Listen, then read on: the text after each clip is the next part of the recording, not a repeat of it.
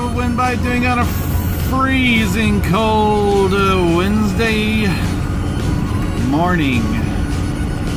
Well, I am in the old Red Beast, and I had to take it into the shop to get, well, I took it in last week to get estimates on repairs on the back left or driver's side tail light.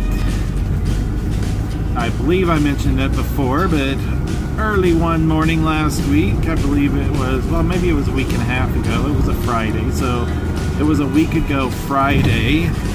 I got a knock on the door, and some kid had hit the back of my truck because it was parked outside in front of my house.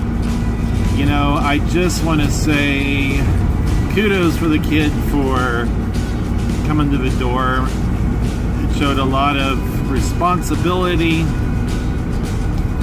and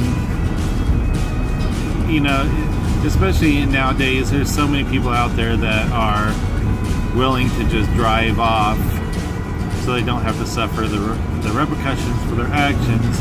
But fortunately, I had someone that was responsible. He was a high schooler. I just said, you know what?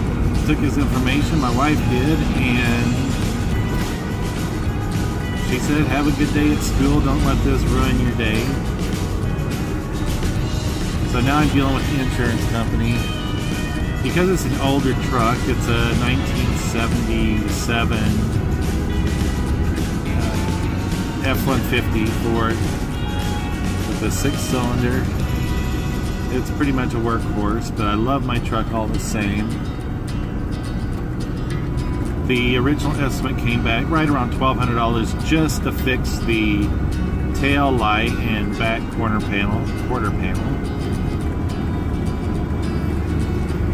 The problem I see with that is if they just fix that tail light, pull out all the crumpling, replace the lens, or actually it's the entire light fixture in there, it's not going to be a 100% match. I understand they'll try to do the best they can to match up the existing paint, but because it is a 77, it is suffering from a little bit of oxidation on the paint job.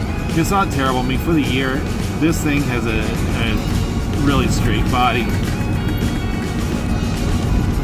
To do the entire paint job, it was going to cost another $5,000. So I had to come back in to get some additional pictures that the gentleman had missed, and his helper, office person, was quick to identify that not all the pictures that were taken. Not all the pictures that were needed were taken, so I had to go back in today. The reason it's taken me so long is because of the snow and everything else.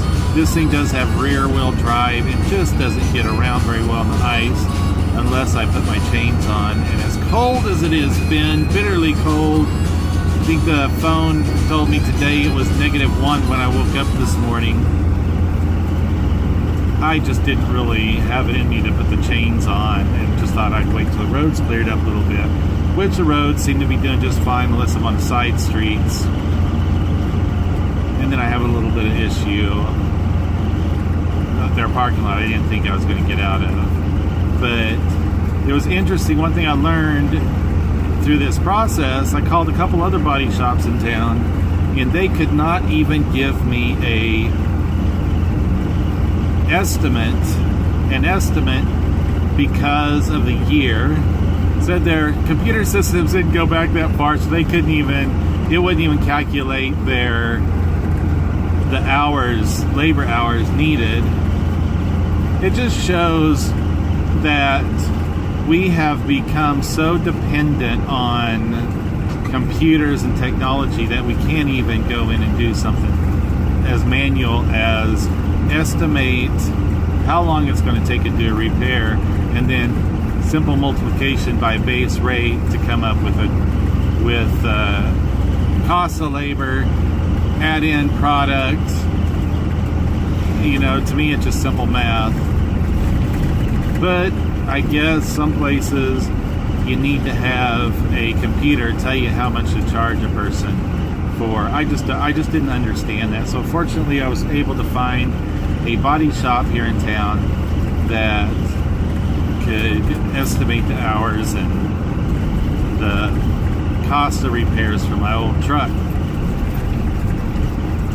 One of my worries about this is I do not want this thing totaled out, but I'm afraid that based on the year, the age, and everything else, I'm a little bit worried that they're just going to total it out and give me a low amount for the truck.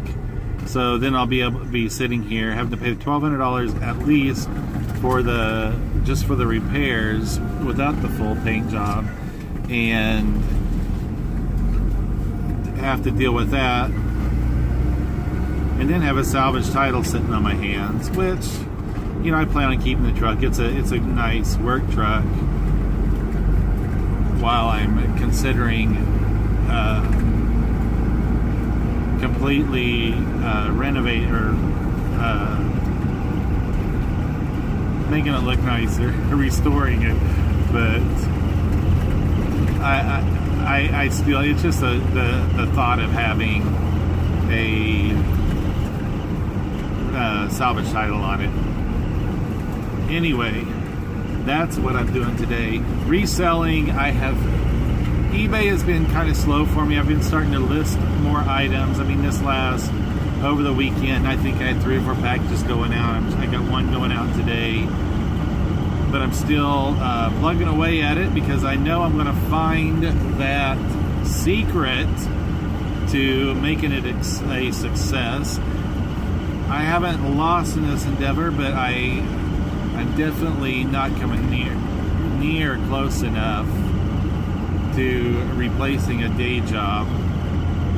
Something that really kind of hit home. I was listening to Lonnie off of Garage Flips. If you haven't checked him out, I don't know who he is, just do a YouTube search on Garage Flips. A great group of people, part of This Week in Reselling and the Reseller 6-pack as well. He had said something about how different it was, or how he wished he was a part-time reseller so he didn't have to be so he could be a little bit more selective in what he sources. So, you know, it really got me thinking, as a part-time reseller, I really do become pretty selective in what I source. I don't source a ton. I probably source more than some part-time resellers, and maybe not as much as others. I think I'm sitting just over 500 items in my store, but you know, most of those are, you know, I probably have a couple hundred patterns sitting out there, as you know, as part of my listings. So I think that's going to be part of the key, is I need to stop being so selective in what I source and try to expand a little bit and have, you know, some popular items that might not command a high return, but a return all the same, and hopefully numbers will prove successful. So yeah, I've been considering that, but I thought it was a great point, the difference between a part-time reseller versus a full-time reseller, and how we source. And I really do agree that there is a huge difference, and that might be part of my problem in not getting where I want to be as a reseller, is being too selective. So I'm going to take that in consideration when going out sourcing. I'm going to a local thrift store that has 50% off today, and I saw a few items. I stopped by there yesterday to see what they had. There's a couple items I want to pick up, but that's where I'm heading today. So anyway, that's it for the morning. Some more ramblings by Rod. We'll catch y'all later. Peace out.